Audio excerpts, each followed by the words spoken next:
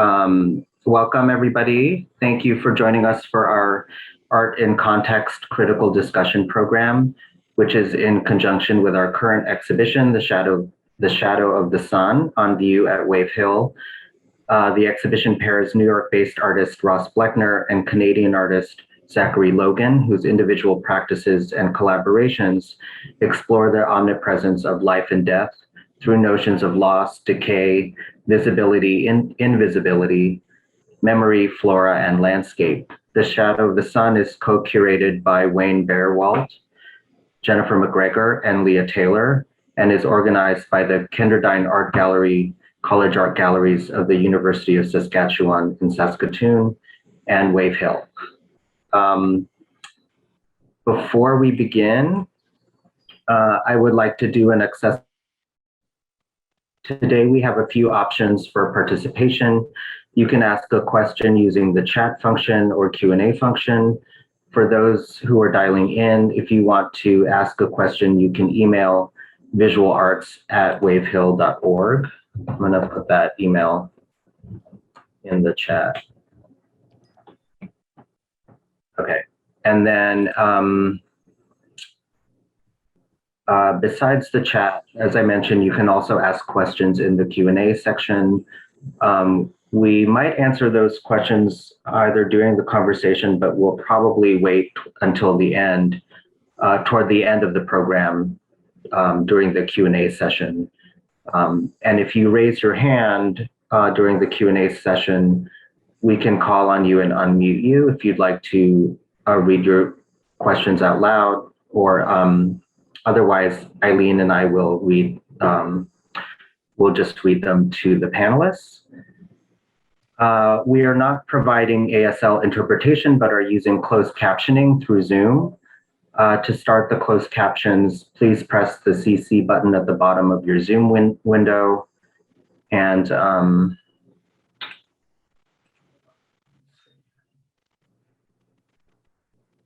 okay, and then I just pasted some shortcuts in the chat for you to use if you need them. And I would now like to read a land acknowledgement for the New York area, which is where we're calling you from. We acknowledge the traditional ancestral unceded homelands of the Lenape, the Munsee, the Manhattan, the Canarsie, the Matinakaw, Shinnecock, and other indigenous nations. We respect that many indigenous people continue to live and work on this land and recognize their ongoing contributions to the region. We also acknowledge the enslaved Africans whose labor built and developed the Northeast during the colonial era and beyond. So I'm so pleased to welcome our illustrious panelists here, Dr. Giovanni Aloi, Sur Rodney Sur, Dr. Sarah Stanners, Joseph Wolin, and our moderator, Dr. Robert Enright. Thank you all for joining us for this program. And before we start, I have another bit of housekeeping. I want to tell you how grateful we are to the Consulate General of Canada in New York for their support of this exhibition. And I'm pleased to play for you a brief message from the Acting Consul General, Howard Nassin. So let me just pull that up. Okay. I'm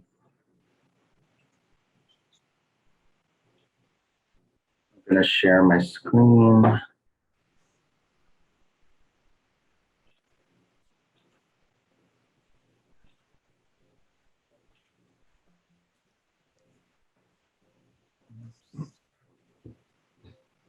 Okay, can you all see that? Mm-hmm. Yes.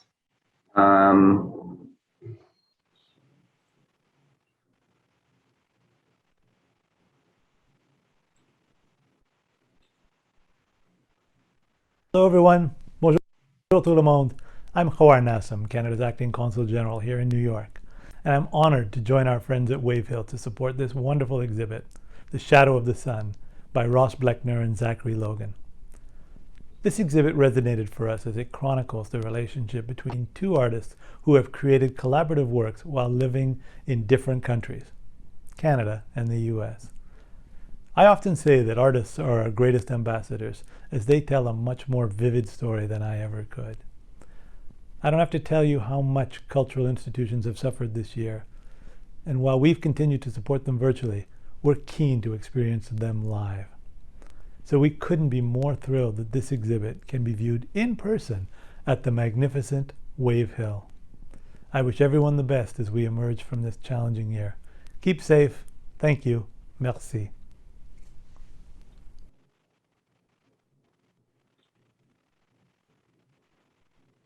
Hey. Oop.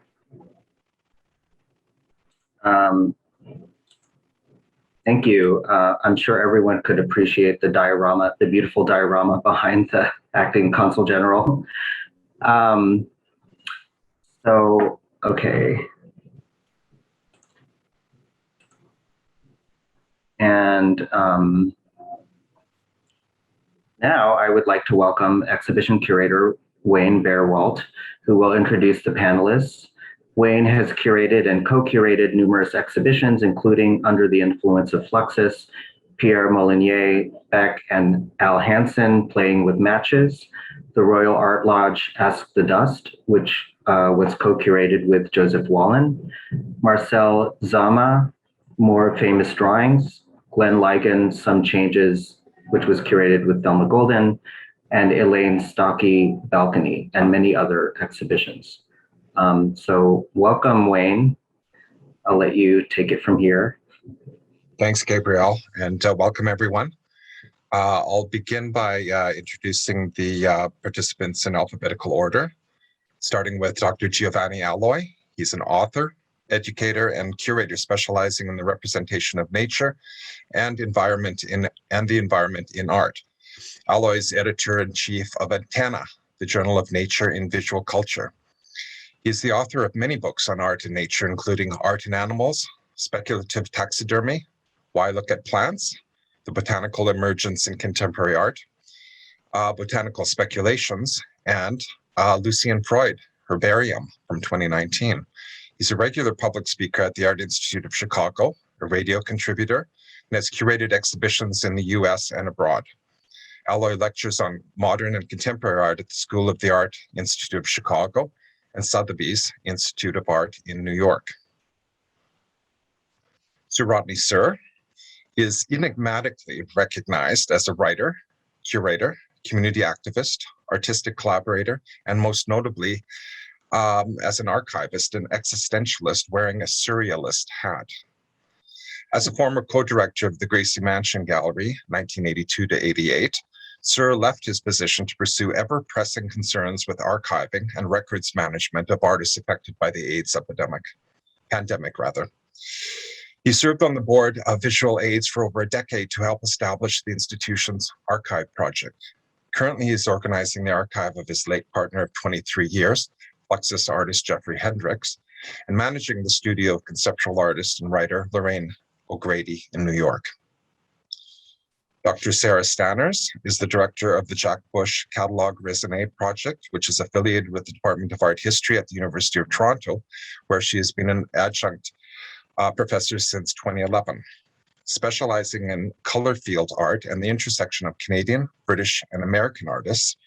Her current research is supported under the auspices of the David Mirvish Gallery in Toronto.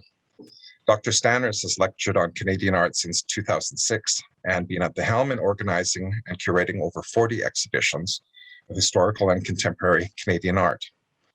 She served as chief curator at the McMichael Gallery, north of Toronto from 2015 to 2018, at which time she engaged Zachary Logan to do a special commission and artist in residence program that significantly shifted the heteronormative view of Canada's painting past to include queer perspectives in the nature-bound narrative that is Canadian art. Joseph R. Wolin is an independent curator and critic in New York and a consulting curator at the Museum of Art and Design in Miami-Dade College. Recent projects include exhibitions of Leo Gabin and Lucia Yarrow with Sean Horton Presents in Dallas, Texas in 2019, and Living Together, a year-long series of performance art exhibitions and other events at the Museum of Art and Design, again at Miami-Dade College. He's a contributor to Border Crossings, Freeze magazine, and other publications, and is an adjunct member of the faculty in the MFA in photography programs at both Parsons and Lesley University. He's a founding member of Participant Inc. in New York. Our moderator tonight is critic and professor Robert Enright. Robert is the research professor in art theory and criticism in the School of Fine Art and Music at the University of Guelph, and the senior contributing editor and film critic for the Winnipeg-based international arts magazine, Border Crossings.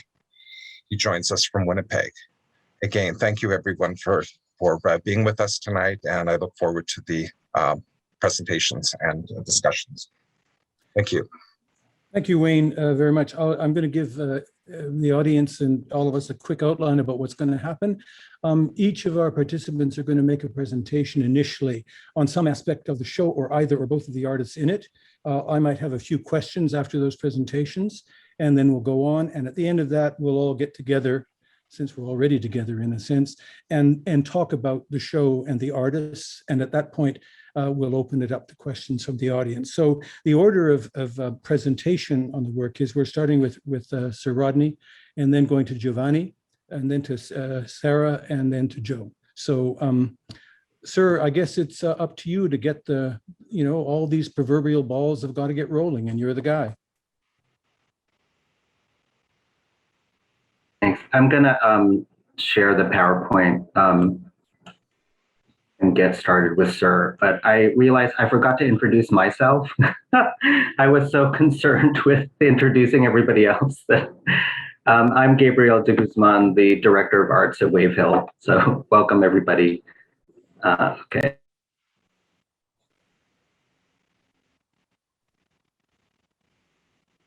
Sir. Well, here we go. In thinking about this, I've decided to let my mind sort of go and thinking about what's on the table with all this. So I've taken some time to write something to follow my line of thinking, and hopefully you'll find it of some value to this discussion. Part of the reason I was invited to this panel was to speak to what I remember about how visual art presented itself during the AIDS crisis of the 1980s. When I think back to that time and what the AIDS pandemic wrought, what it produced in art, I think not so much of loss, grief, and mourning, but more about anger and rage. This rage, a more familiar expression I encountered working with artists living with AIDS, in opposition to what many in the outside world were feeling. While many of us were fighting for our lives, not only to survive, but to be respected as human beings. We were in a plight wherein homosexuals were all seen as vectors of the HIV virus, stigmatized and criminalized with judicial laws that identified people living with HIV/AIDS as deadly weapons. They wanted to tattoo and quarantine us, remember? I remember the barbed wire tattoos reminding us of a fence that's too painful to cross. A barbed wire tattoo believed to represent the strength of people who have overcome traumatic experiences in life. It's a perfect representation of courage, as barbed wire is dangerous. It can break your skin, cause bleeding, and even death. As likely as thorns found on some foliage, capable of doing the same.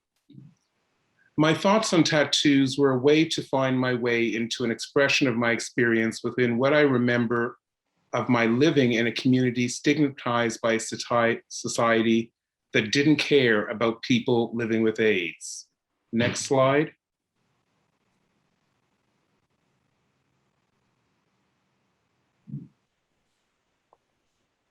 Many artists were creating celebrated works of art while living in fear, as clearly evidenced here in Andreas Senser's 1985 6 Pages in Search of a Book, a fairy tale book for children.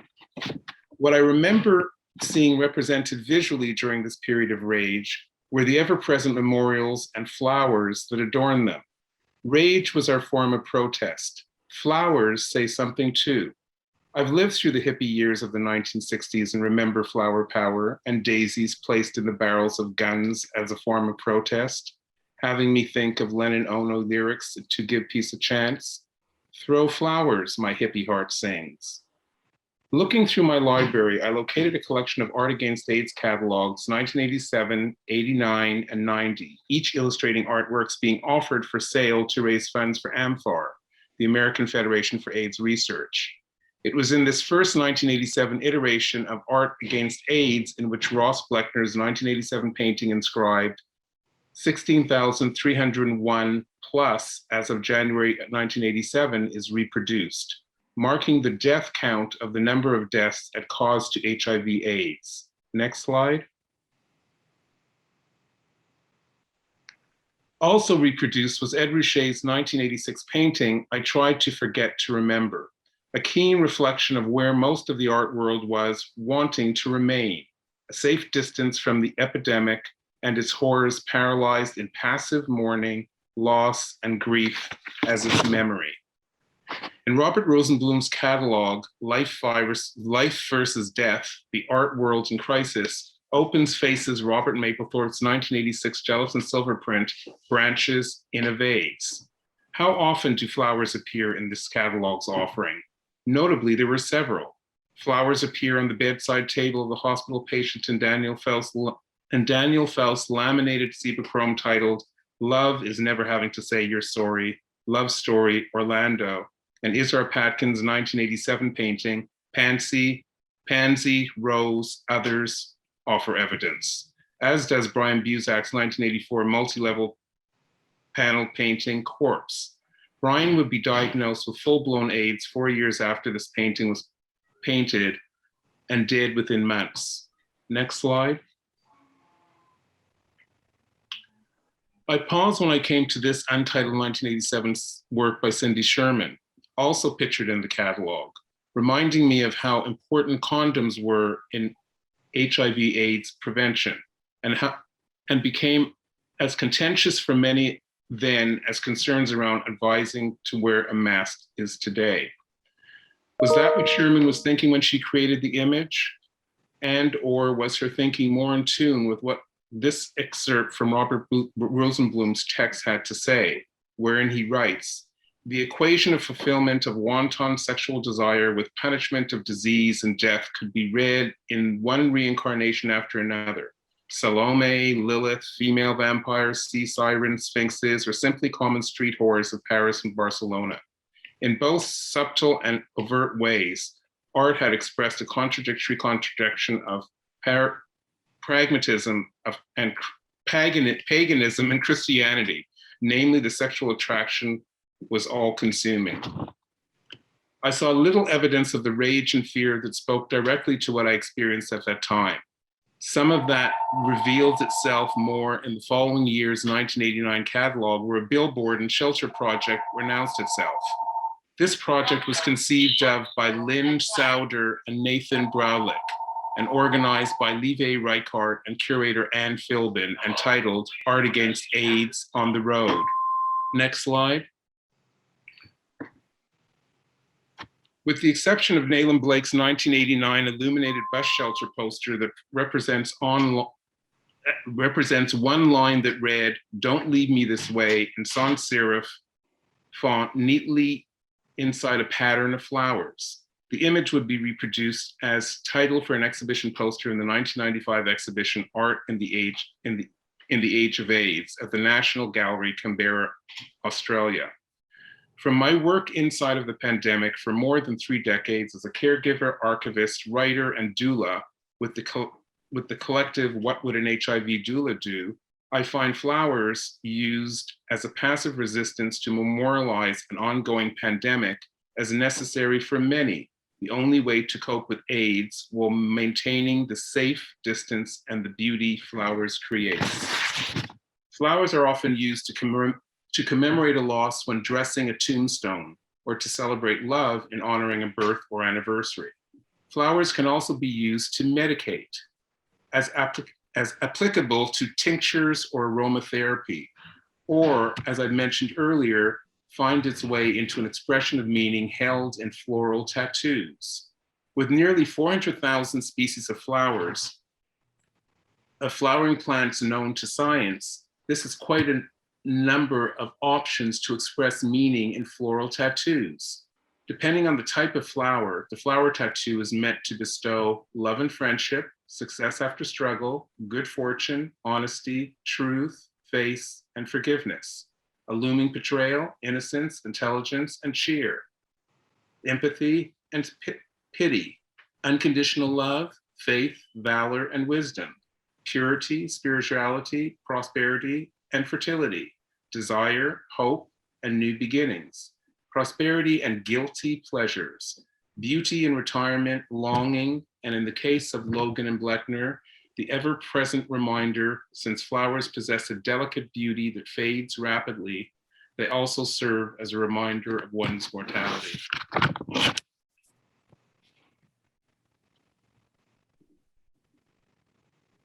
That's the presentation, sir? That's it. Thank you. Well, listen, a pile of questions come out of that, but let me just ask one or two quick ones. I'm glad you went to Rage. I didn't know what you were going to say. And when we first talked, you suggested you were going to look at ceremony. And I thought, well, ceremony is an interesting structure, but it doesn't invite, ceremony invites elegy, and elegy isn't in fact rage. It's an accommodation to rage. But in fact, you properly started out with the real issue of what was coming out of the 80s, I think. And I wonder, as a quick question, ACT UP starts in around that time. Ross Bleckner's involved in ACREA, that's at 1991, I think, later on. You also curated shows, for instance. You did that remarkable show in 1996-7, right? A Living Testament to the Blood Fairies, in which there were 10 living artists and 2 artists who died. What was the curatorial response to what was going on? Artists were making work, but how was that work being incorporated into the structure of exhibitions at the time? Well, how was the work being incorporated into the structure of exhibitions? Well, basically, all those shows were curated out of something called that I helped establish with Frank Moore, David Hirsch, and my late partner Jeffrey Hendricks, that was trying to get a record of every artist that was creating. Every artist was living with HIV and AIDS. Just indiscriminately, just everyone, because we want to see sort of what it would look like. And I think the work that we pulled was basically coming out of that, out of what we saw represented in the archive. I don't know. A lot of the work that was being created was kind of more of a metaphor. It wasn't so directly in response to AIDS, although there was work that appeared later, like Hugh Steers was someone that was around, and we had a lot of friends in common at that time, but I wasn't familiar with his work until later. Phyllis Gonzalez-Torres, of course, was very poetic, but a lot of the work that was being done was more along the lines of agitprop, or people that were looking at their internal selves and body and what it meant, sort of like being in the experience of living with AIDS. I don't know how else to say it. There was a lot of video stuff being done, a lot of very elegant work, a lot of death was in it. There was someone I know, Bern Boyle, I remember was photographing a lot of roadkill.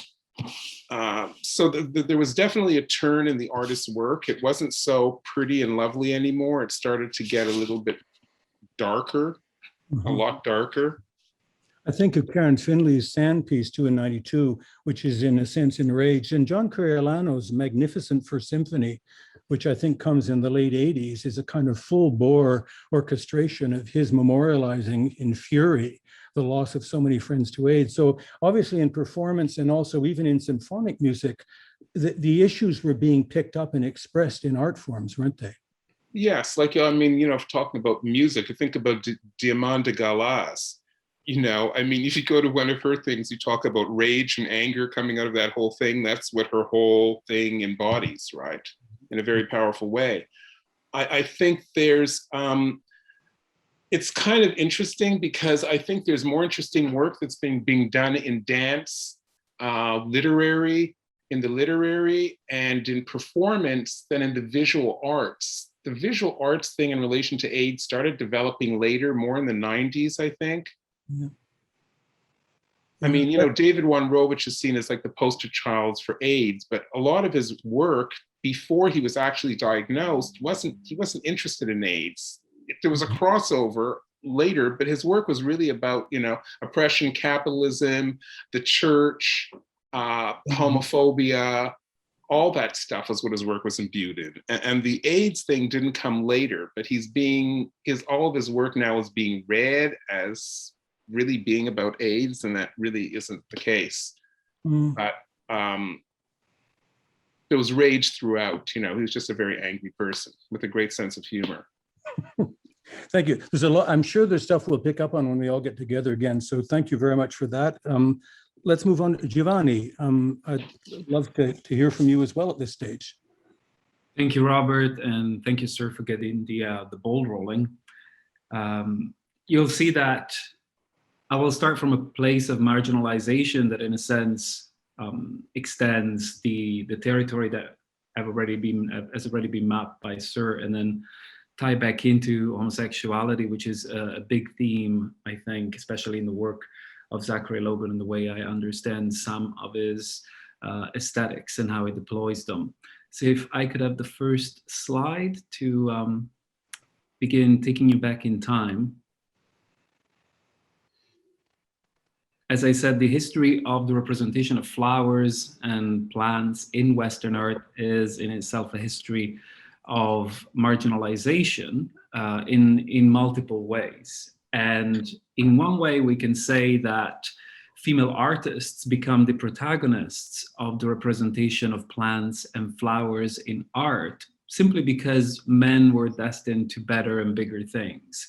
It's during the, right around the time this beautiful painting was made by Lois Molyneux, that the hierarchy of genres in Western art was consolidated in the academies. And as it's well known, the hierarchy placed at the very top the genres of history, mythology, and religion, moving further down to natural subjects, and therefore also establishing, or if you like, reconsolidating the nature-culture divide and hierarchization in our priorities. This is something that I claim has enormously impacted our understanding of nature and culture, the sidelining of nature that leads us today to climate change is not necessarily caused by art, but certainly reaffirmed at every turn by the Western attitude towards natural subjects. And I wanted to begin with this painting by Lois Molyneux because she's one of the female artists, extremely young. She was in her early 20s, I think 21, when she completed this painting. This is part of the collection at the Art Institute of Chicago.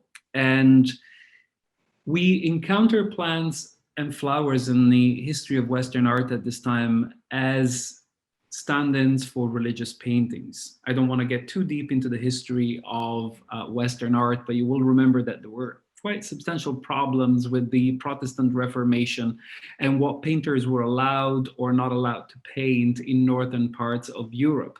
And that's where the still life genre emerges, and where artists convey spiritual, religious meanings through the representation of plants and flowers. So every time we look at plants, starting from the 16th and 17th century onward, which is when we have this invasion of plants, like a vegetal invasion in art, what we're truly looking at is reflections of ourselves through religion. And in this case, in these beautiful paintings, there are, the artist deployed a range of symbolic meanings that were possible to decode for a number of erudite viewers. Many of these are explicitly related to religion and the Passion of Christ, which is visible in the grapes, the red of the cherries, and also the reference of the feminine in the apricots and peaches that you see in the basket. And there are some more personal and cryptic, therefore, symbols in this painting, which is the bunch of asparagus, which has been understood during the Renaissance to symbolize wealth and prosperity. And on the left-hand corner, this strange juxtaposition of broad beans and peas in their pods, which art historians have scratched their heads about for quite some time, since they're not commonly used across the history of art as symbols, but apparently represent the family that commissioned the painting, the broad beans being the parents, the peas being the children. And of course, there are a few flies. I don't know if you can see in this reproduction, but the flies symbolize death. Of course, these paintings, the representation of plants always entails the passing of time, decay, death, and of course, the abundance of life itself, the beauty of life itself. If I could have the next slide, please. Again, a beautiful example of the accuracy and attention to detail in the painting of female artists who were pretty much relegated to painting plants and flowers because the academies of fine art in the West prevented them from representing the female nude. They couldn't be exposed to the study of the female nude for reasons that entail decorum, of course. Ladies should not be exposed to the nudity of men or other women for that matter until a certain point in public.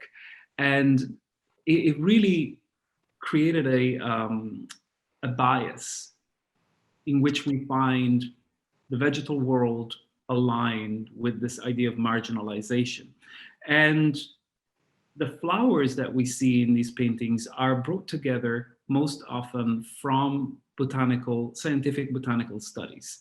There is a mastery these artists develop into bringing together these flowers that could not possibly bloom at once.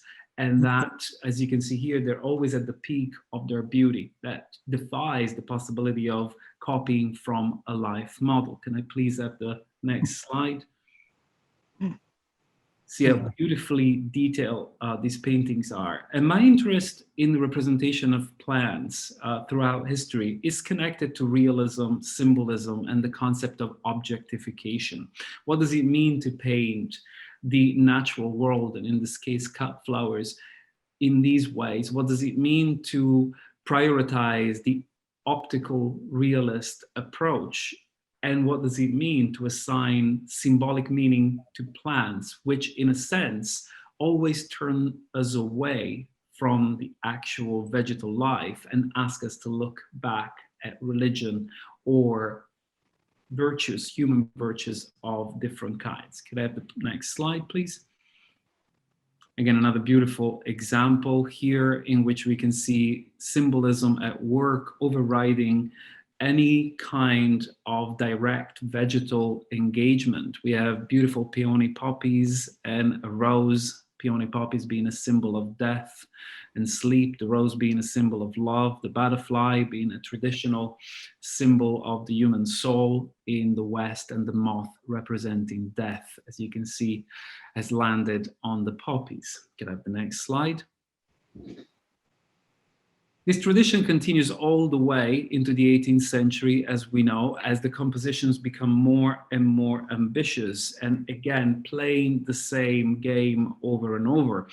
There is something fascinating about, if we could go to the next slide, how the 19th century reinvents the tradition of the representation of still life through the privileging of the meaning, the symbolic language of flowers. So in paintings like Ophelia by Millet, which is absolutely stunning, the scatter of flowers around the main subject is directly related to the values and ideas that surround the narratives. If you could move to the next slide, please. You can get a close up. You can see a poppy, which again symbolizes sleep and death, which is very topical, of course, given that the painting is about a suicide, and a number of other flowers which are related to love and passion and suffering. And if we could move to the next slide. Just wanted to show you some of the beautiful botanical illustrations that were used by artists over time in order to combine the still lives that we are so familiar with. So there's a dichotomy here whereby throughout the 18th and 19th century, on one side, science is completely stripping plants of any mythology, any symbolism, any idiosyncratic interpretation, apart from anything that's allowed by science as a discipline, while on the other hand, still life artists charge their flowers with symbolic meaning. And there is an interdependency between the two aesthetic approaches they develop in parallel, and at the same time, they couldn't be more separate. There's a beautiful representation of a datura in the next slide, which again shows us how there's no dramatization in the natural history representations of the time. The white background is essential to clarity. Clarity is the essence of what scientific observation requires in order to identify species, organize them in a taxonomy of the natural world, and understand how nature itself works. But as we know, things change in the representation of plants during the last century. If we could have the next slide. I have written extensively about modern and contemporary artists who worked with plants in different ways. I'm also working on a new book on the subject. And I just wanted to mention Lucian Freud because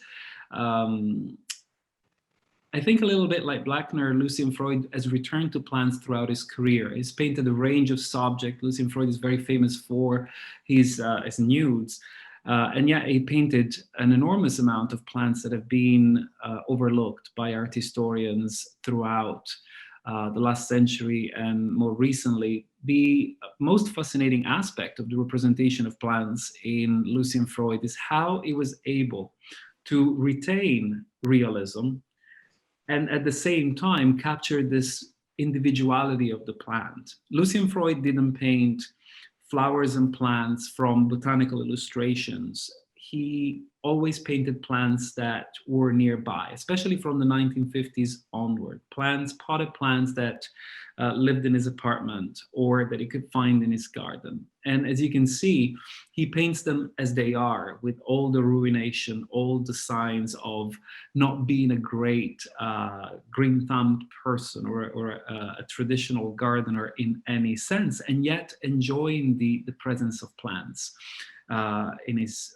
environment. So the idea of, in a nutshell, I guess, that's very important to me for the more recent developments of the representation of plants during the last 50 years are marked by an abandoning of symbolism of the traditional classical kind, but also the creation of new symbolism. So I don't want to cast the impression that symbolism is necessarily a bad thing in art. We have to connect with the otherness of plants. We had to connect with nature. And for a while in academia, anthropomorphism was seen as a dreadful sin we could commit against the non-human, an imposition, a form of violence. And over time, I think I have started to appreciate more and more how anthropomorphism or idiosyncratic realisms, personal realisms that we can craft throughout our proximity and sharing our lives with plants and other non-humans can actually be extremely productive to an engagement that is essential for anything in the future. So if we could have my last slide, which is one of my favorite works by Zachary. What I'm really interested in what Zachary does with plants and flowers is, again, how he's able, in the tradition that I've been exploring, to retain the realism of classical still life, which is the realism of scientific illustration, and to play in a very subtle way without dramatizing too much in a classical sense, but crafting what I see Zachary do is to craft this idiosyncratic language in which there is a possibility to understand these plants, which are never your cultivars of the flower shop or the bunch of flowers from Target. It's always a kind of understated plant, one that belongs to the most often ranking of weed, and one that very rarely carries any classical symbolic meanings. And I think it's in that place where we work with plants that don't necessarily carry these stories with them that have been imposed on them from the past, that something different can begin to happen, that a new relationship can bubble up. And harking back to the idea of homosexuality, in this specific painting and in others, Zachary explores this idea of the ditch, the idea of what's on the sidelines, which again is to me very resonant with the idea of homosexuality, the idea of being at the margins of mainstream conversations, and yet capturing a beauty and a realism that is specific to that mode of existence.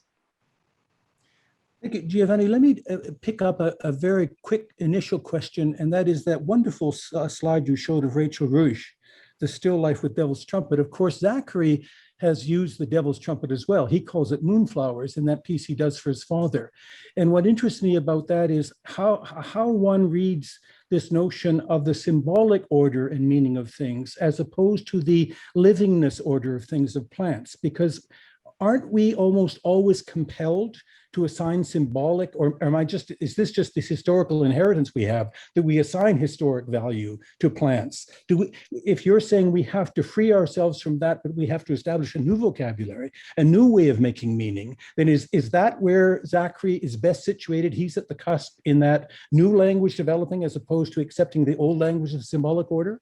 Yeah, I certainly see him in that sense. And I also see a very interesting flickering of the old and the new. I very much like how Zachary draws from artists from the Renaissance, like Arcimboldo, for instance, and classical traditions of still life, but trips that straight connection that was so formed and respected during the classical still life period, during the Baroque period especially. So in a way, I guess it's hard to look at devil's trumpets without carrying the devil with us and leaving the devil necessarily behind us.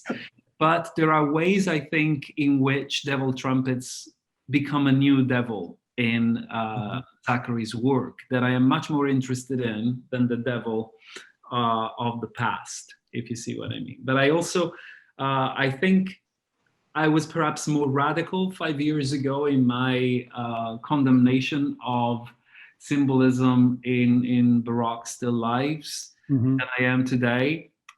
Maybe because I have had the opportunity to spend more and more time with the works of artists like Bleckner and Zachary Logan, who assimilate this symbolism in productive ways and take what's good and leave behind what wasn't so productive. And I think in a way that's where the academic discourses of animal studies, especially, which have set up some of plant studies discourses, failed productive opportunities to engage with animals in ways that could have been more flexible and more inclusive, rather than this radicalism that we experienced over the past 20 years. Yeah, thank you. I mean, it's interesting. I'm hardly nowhere near the expert you are, but when I look at Zachary's eunuchs works, I think of that Sotobosco tradition you pointed out in the late 17th century of the floor painting of the forest. You can see he plugs into that, although he's doing something radically different from what Dutch painters were doing in 1670. Yeah, and that's a very good reference. I'm thinking about Otto Mercedes von Schreck, who was, again, a fantastic artist who credited with the invention of the Sotobosco genre. And I think, you know, that Sotobosco that he painted, unfortunately, we don't have an image by him, but I could probably just drop him in the chat for everyone to look up his work later on. His Sotobosco views are extremely religious, populated with snakes and butterflies. And again, the butterfly always symbolizes the human soul, and snakes are the devil, symbolize the devil. And you always see snakes eating butterflies, which is not what snakes do. And I think I see butterflies on and off popping up in Zachary's work as well. And it's a nice touch, but it's not quite heavy-handed as the symbolic representations of the past, in which the fight between good and evil is really staged in this kind of biblical sense. Mm-hmm. Thank you very much for that. There's lots more to go into when we get back together again. Sarah, I'm delighted to have you introduce, since you're coming at Zachary's work, I suspect from a different place, although we'll find out. I mean, that's the excitement of the process. I do know what you're going to say, actually, so please start. Thank you. Like Sur Rodney, I'm going to do a little bit of reading, I think, to keep the time and to be most clear. In the opening essay for the catalog for The Shadow of the Sun, Wayne Bearwald highlighted Ross Bleckner's ability to imbue the canvas with a sense of both absence and presence. Shadows, of course, achieve the same duality, indicating the presence of something without actually materializing that thing. Bearwald elaborated on his observation, adding that, quote, "The sense of presence and absence becomes an act of spiritual resuscitation for Bleckner," unquote. And I will return to this important concept of resuscitation as well as shadows throughout my short discussion here today. My exposure to Bleckner's work came late, I admit, beginning in 2018 through Paul Petro's gallery in Toronto, and then through the installation of the Shadow of the Sun exhibition at the University of Saskatchewan's kindred art gallery. And while I was not significantly engaged with Bleckner's work prior to this time, I have worked closely with Canadian artists whose work shows the indelible mark of Bleckner's influence. And can I have the first slide, please? Thank you. Stephen Andrews, for example, has developed an extraordinary art practice rooted in negotiating absence and resurrection in connection to his own lived experience of HIV/AIDS, past and present. And this idea of resuscitation or resurrection is key to some of his work that is a response directly to the benefit he received of antiretroviral treatment for HIV, and the fact that the love of his life was not able to benefit from that treatment. And sort of, but his experience of taking ARTs was like a Lazarus effect, is the common term for it. In 2006, I had the benefit of working with a collection put together by Salah Bashir of Stephen Andrews. And so I curated an exhibition solo of Andrews' works. And in that exhibition, I wanted to show this work here in the idea of absence and shadow. I was young at the time, but Andrews, of course, is so generous of a person and an artist. And he really, worked with me, and he was the one that proposed this installation of parentheses, no gold, from 1996, and to have the lighting actually act to bring some meaning to the artworks, of course, curating at its best. Here he explained that when he came to the brink of death, that there really is no gold, and that's what's in the parentheses here. There's no gold at the end of the rainbow.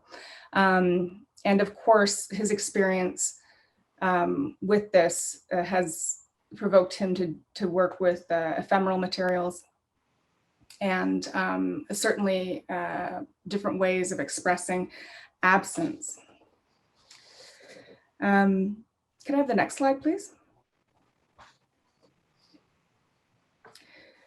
The next generation of queer Canadian artists continue to be impressed by Bleckner, as demonstrated by the work of Zachary Logan and his collaborations with Bleckner for the special exhibition.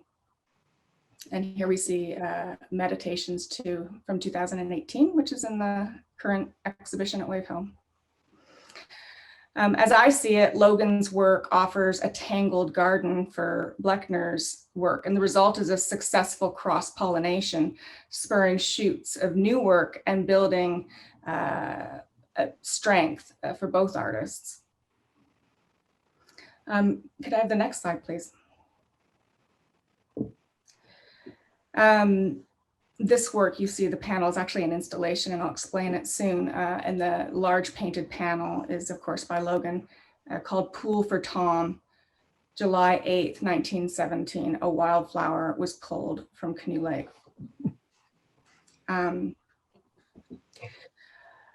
Now, in describing the grounds upon which I got to know Zachary Logan and his work, I will pick up the thread of resuscitation in shadows as promised. In 2017, when I was chief curator at the McMichael Canadian Art Collection, I invited Logan to participate in a special artist in residence program that would mark Canada's sesquicentennial and the centenary of the death of Tom Thompson, which happened in 1917. Cross-pollination was really exactly my point and motivation in bringing Zachary Logan into the exhibition programming for 2017. The main exhibition, of which he was, I guess, a fantastic interloper, was called Passion Over Reason, Tom Thompson and Joyce Wieland. I wanted to show Tom Thompson, who I'll speak about in a moment, in a different light. Joyce Wieland certainly did that, but I think it's always important to connect things to the present to underscore the relevance of artists who are past. And Joyce Wieland was, of course, known mostly for her experimental film work in the 60s and for her fantastic handling of nationalism in Canada. Could I please have the next slide? Thank you. The other idea of bringing two artists together, as we see here in the Shadows of the Sun exhibition, is I think it's, from a curatorial point of view, it's fantastic. It's a way of cultivating a wider audience for all.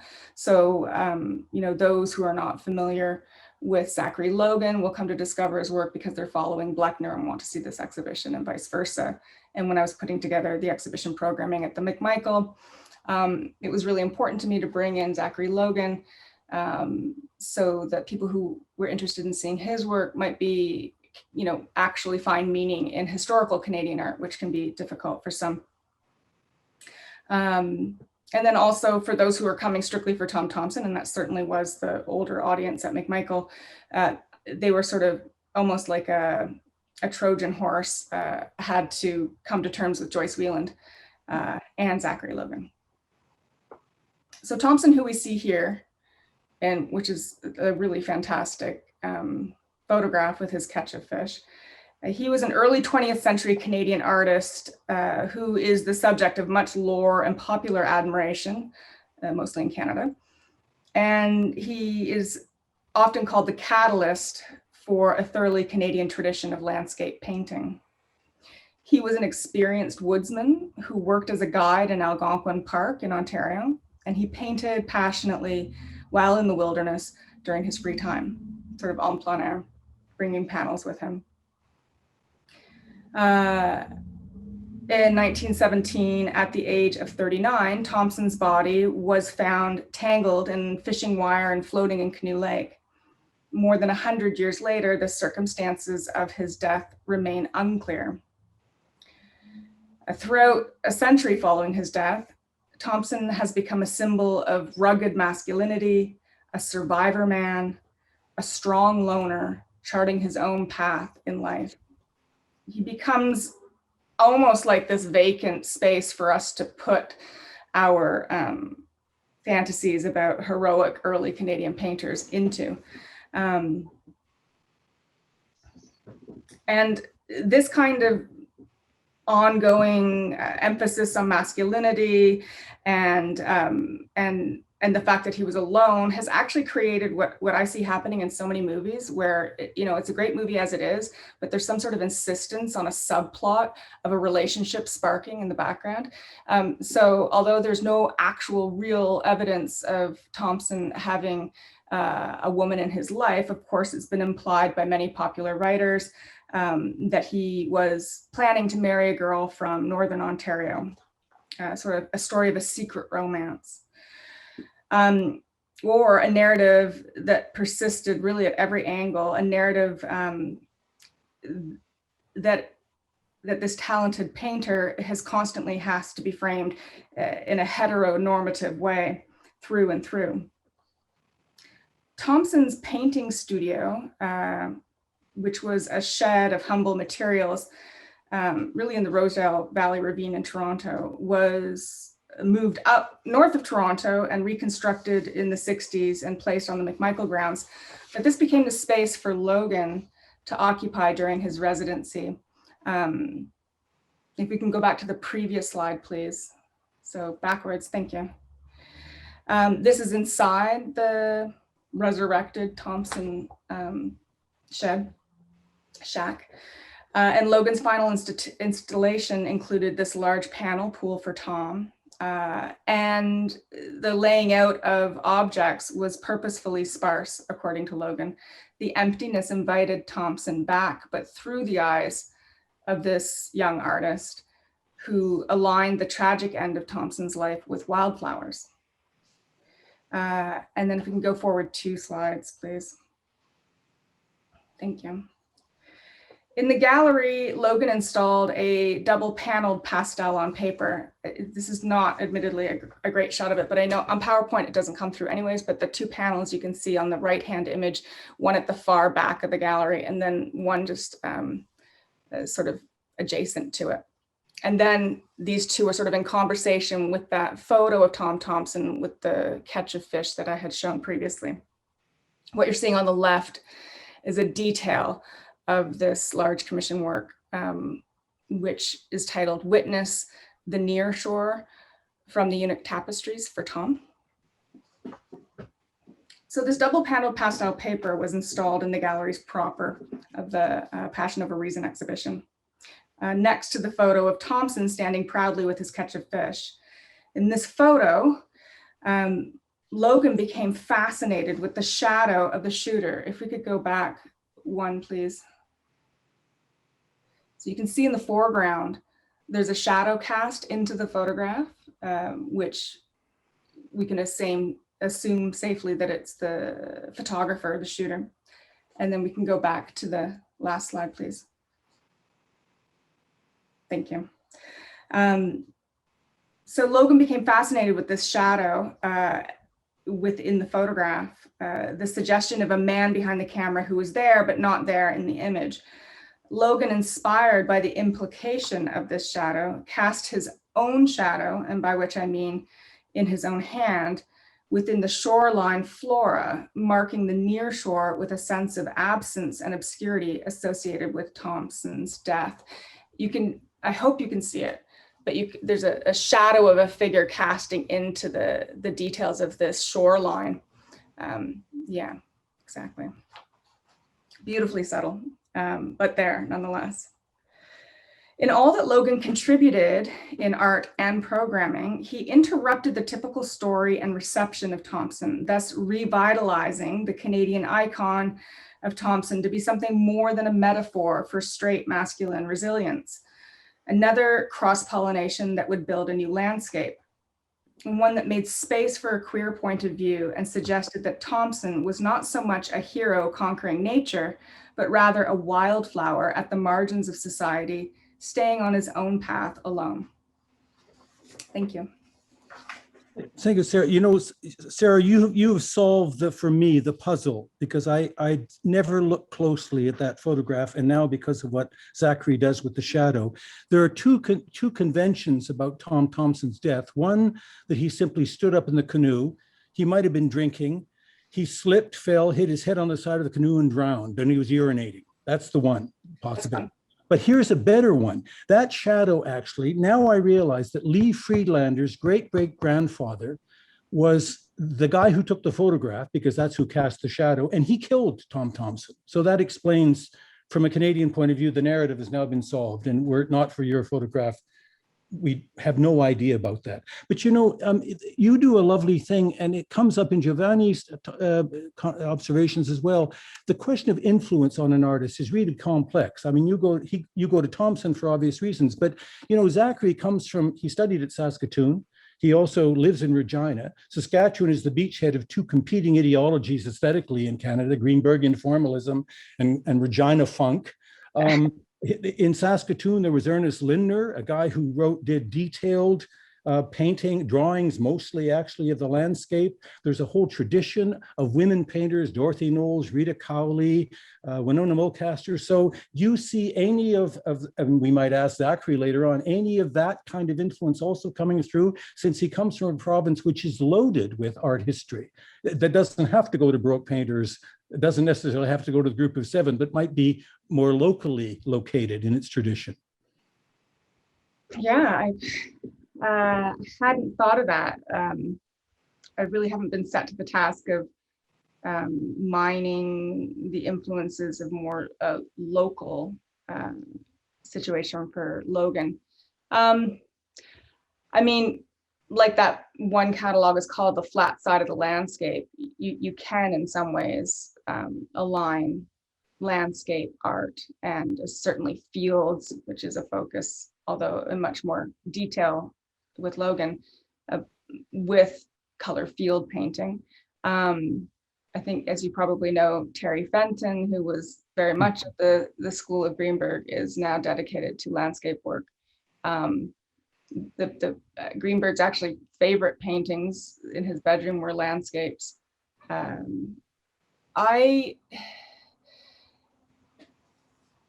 haven't thought of the association, but what I do think more about with Zachary is his unabashed, proclamations of Saskatchewan, because often, and I think even in the literature describing this exhibition in the catalog and here, often, especially if we're paired with an artist out of the US, that the other artist who's from north of the border is simply called a Canadian artist rather.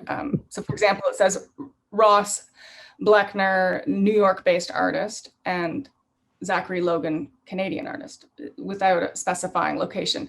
Is the assumption that that we won't, Americans won't know where Saskatchewan is. You've probably also heard the quip that Barnett Newman made when he was invited to the Emma Lake workshops in Saskatchewan. He said,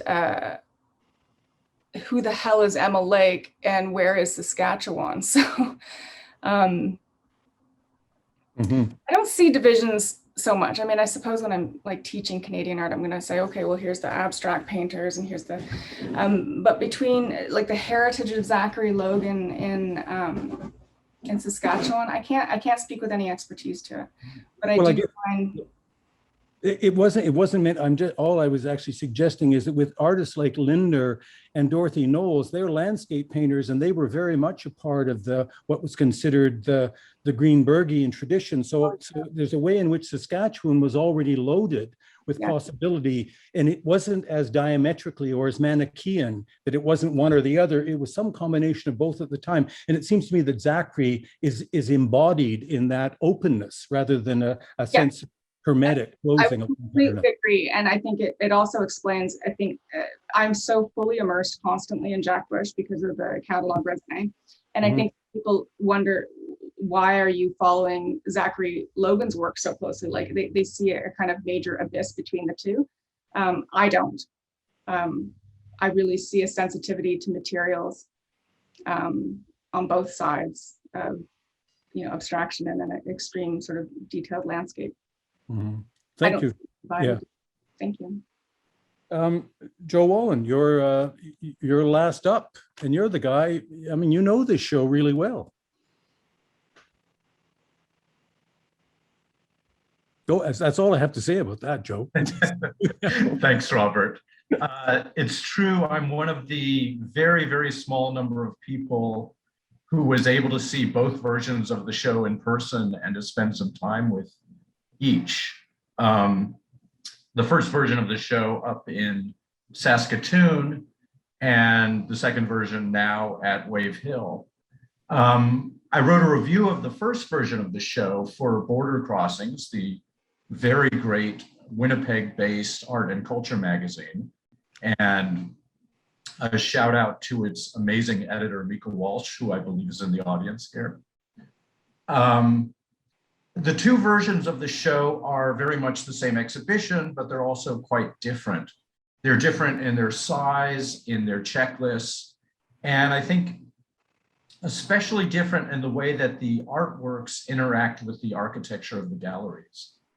The domestic neoclassical interiors of Glyndŵr House are quite different in character from the late modernist spaces of the college art galleries at the University of Saskatchewan, but they do tend to reinforce some of the ideas that I've had about the exhibition, many of which found their way into the piece in Border Crossings. One of the major things that struck me about the Shadow of the Sun exhibition is the romanticism and the sentimentality of the works by both Ross Bleckner and Zachari Logan. And the way that these characteristics seem to hark back to an earlier time, to an earlier mode of expression in art, a pre-modern or proto-modern mode of art making, which I see as akin to the way that the 20th century interiors of Glyndŵr House are meant to recall architecture of the past. In particular, I see Bleckner and Logan's work as tapping into veins of feeling and expression familiar to us from the Victorian era. Bleckner's work has always seemed to have an unfulfilled drive towards abstraction. Even at their most abstract, such as a painting of stripes, his works always retain a foothold in the representational. This, coupled with their metaphorical denseness, reminds me of similar tensions in the work of the symbolists of the end of the 19th century. Bleckner's insistence on the ethereal and the deathly, however, and particularly in the context of his monochrome or near monochrome apparitional paintings, also recall for me the 19th century phenomenon of spirit photography, which I think of as a sort of purely visual means of communicating with the dead. Logan's model, on the other hand, seems to be the hyperrealism of the pre-Raphaelites, who I think of as the most passionately emotional of movements in the 19th century. And particularly the pre-Raphaelitism, very nature-based, that arose in North America. Both Bleckner and Logan engaged the imagery of death and grief in their work. Bleckner with flowers, vaporous white birds, and the purple and black stripes of mourning bunting, a once popular display of sorrow that, as far as I can tell, is now found in the United States only at fire stations.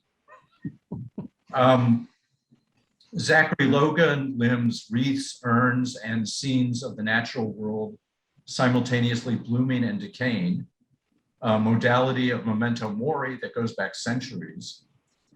Other images seem even more specific, such as composition number 3, which shows a black cloak lying on a bed of foliage and white flowers. This seems to me clearly a memorial image, as the title of its series, Monuments, suggests, all the more so in its installation at Glyndŵr House, which stresses its objecthood. It leans against a fireplace while standing on a pedestal, almost like a minimalist John McCracken sculpture.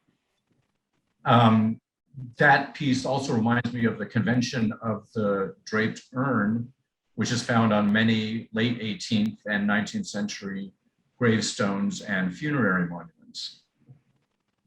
There's also the very strange work titled Oval Ditch with Artist's Hair, which is an odd sort of vaginal sculptural frame that surrounds a braid of human hair, which, as far as I know, was the artist's own ponytail. And that work puts me strongly in mind of the Georgian and Victorian custom of making locks of a dead loved one's hair into jewelry or even pictures. One thing we could say about Bleckner and Logan's Victorianism, as well as their Victorian sources and affinities, is that they are in a profound way anti-modern or anti-modernist, and therefore in some respects cut against the grain of the mainstream of contemporary art. reminded here of a line by Jonathan Crary, which goes, "One of the most persistent features of modernity is the potent seductiveness of the phantasmagoria of progress. And among the ranks of the seduced are those who believe that modernity has somehow been exceeded," which I think remains as true today as when Crary wrote that in 1996. I'm just suggesting that the anti-modernism that I see in Bleckner and Logan's work is still quite oppositional to the mainstream of contemporary art in very important ways. Moreover, I would venture to say that Bleckner and Logan's anti-modernism stands as a critical aspect of their work because of its sentimentality, its romanticism, and its queerness. Three characteristics derided by modernists for their inclusion of the world and of human feeling into art that should by rights be concerned mostly with itself and an idea of formal progress, and derided, of course, for its sexual politics. The history of modernism, of course, is largely one of straight male supremacy, almost an entirely white straight male supremacy at that, and a contrarian strain that Hal Foster, among others, identified as anti-modernism, includes movements such as surrealism and probably pop art, which were somewhat more allowing of the contributions of women and queers. We might even think of postmodernism as a kind of anti-modernism in this formulation. Overt emotional display has long been seen as kitsch and feminine, although ironically, this comes from a misogynist postulation of masculinity that has its own roots deep in Victorian mores. So the intense feelings expressed in Bleckner and Logan's work, especially in its particular context of the losses of the AIDS epidemic, can be seen as feminine, queer, anti-modernist, and oppositional. In general, charged emotion, even in queer art, has traditionally been tempered by irony, Warhol perhaps being an exemplary case of this, which makes it more palatable to a conventional modernist taste. With The Shadow of the Sun, as much as the work's subject or theme, it's the sincere, unironic presentation of romantic sentimentality that represents a significant aspect of the work's queerness and therefore of its radicality. Boy, Joe, that was elegant. That was really elegant. You know, all of the presentations sort of have made it clear to me that there is no such thing as an anachronism anymore in art, that there's nothing that goes against time, that the fluidity, to pick up an obvious term, of movement backwards, forwards, to find a way to find new languages, doesn't have to pay attention anymore to notions of, say, the accusation of sentimentality, which 15 or 20 years ago, Joe, I suspect you would have been reluctant to say that about two artists that you admire. I mean, yes and no. I think sentimentality and the intense expression of sincere emotion is still in many ways taboo in contemporary art, despite the example of people like Ross Bleckner, who have been doing it for decades.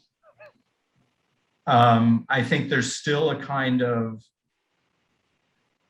idea that everything has to be kept at arm's distance, and is at least semi-ironic, which I think in this context is something I associate with straight male and generally white male masculinity.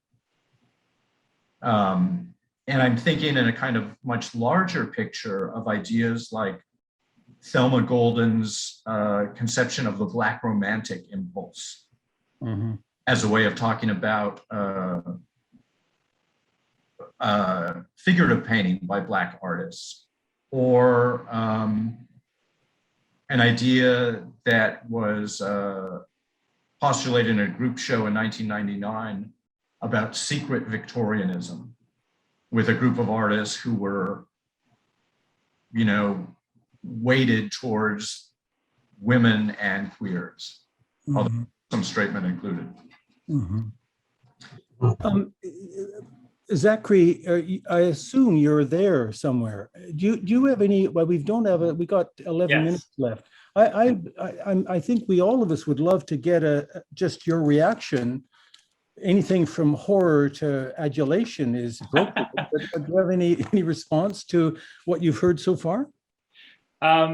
You know, I'm elated. I'm I'm honored to have the sort of focus or spotlight that I've had featured on my practice, and also on the conversations that I've been able to and fortunate enough to have with Ross. So yeah, I mean, there's so much to unpack. It's hard to say any one thing. But I feel like each one of you who's spoken today has tapped into a lot of the intention that I had behind this work, and I think Ross as well. And my admiration and sort of obsession with Ross's work goes back to the first year of my university, when Alison Norlin actually introduced me to his work. And yeah, it was the reality of seeing something in his imagery that I was not seeing in other works of that period. If you think of his contemporaries, he was doing these massive sort of what you could call a masculinist scale, but the imagery in the work was, there was a queerness to it. There was something in it that I didn't have the language at the time because I was just starting my my training and my learning, visual learning, but it stuck with me. And so yeah, I mean, I feel deeply honored, and I've been thinking about going through the years of my own research while listening to each one of you talk. So yeah, it's just been wonderful to hear. Something I should mention too, in your conversation that you had with Ross and the curators earlier on with Wayne and Leah, you also mentioned another weeded culture, and that's Indigenous culture. And your piece, Fountain One, which is unpainted clay, of course, you are now living in a town called Regina, which was named after Queen Victoria. Its initial name was Wascana, the Cree name for pile of bones. Exactly. So we shouldn't forget that the histories have been reapplied, haven't they? And in fact, your Fountain One goes back to an earlier history and recognizes that culture has been set aside in the ditch as well, right? Absolutely. And I think another thing too that's come up time and again is this idea of time being, this straight line, and this idea of it being, things that you can reference now, but that you couldn't reference 20 years ago, and think, the idea of time for me is that it returns, and it's continually. I find so much in the past that relates to my realities in the present. And so, yeah, I mean, absolutely, this idea of time that has come up with everyone's conversation this evening has been really wonderful to think on in relation to a number of my works. Well, all of my work, basically. And even in relation to how Ross and I have worked together and have worked over time, and also over distances, because several of the earlier collaborations were actually done between my studio in Regina and Ross's in New York. Mm-hmm. And even just reestablishing, or actually for Ross, when he came to Saskatchewan, he had no knowledge of the Emma Lake School, and we brought him up to Emma Lake, and he was, I think, really shocked and impressed and really interested in the history, and just the number of people from New York, even who had influenced Ross, who had come to Emma Lake. So, Gabriel, are there any observations or questions that have come in that we might in the time we've got left, there's still 6 minutes or, I mean, I'm sure that people on the panel may have observations to make if there aren't.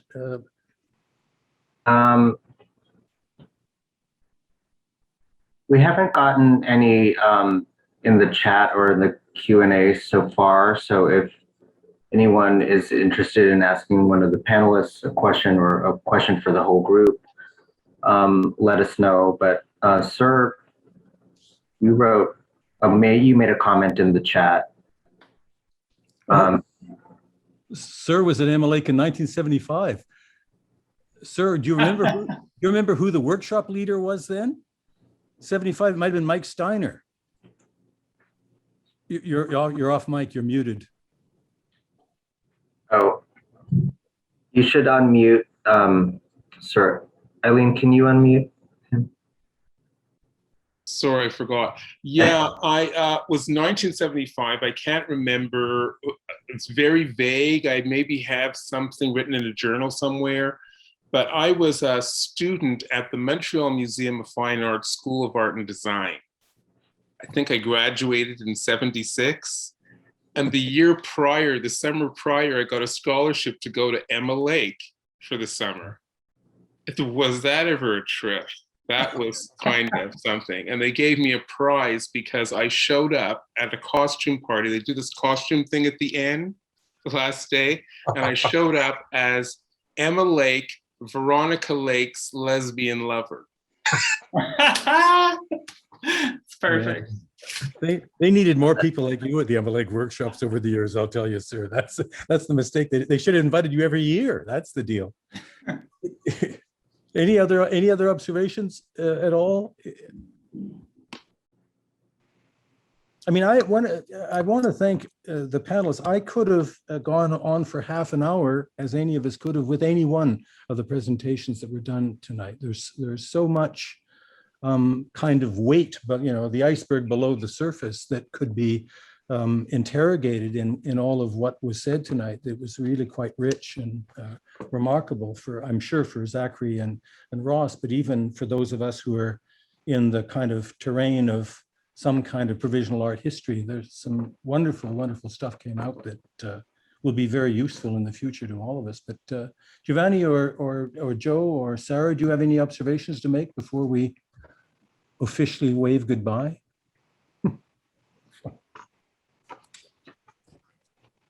If you don't, I just wanted to make one note.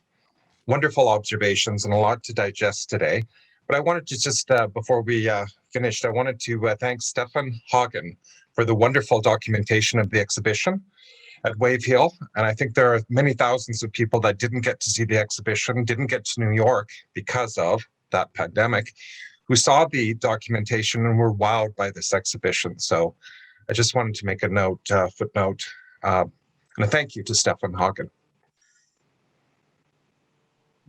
Thank you. He does a great job with our installation photography. Thanks. Wonderful. And the exhibition, it runs through Sunday, correct?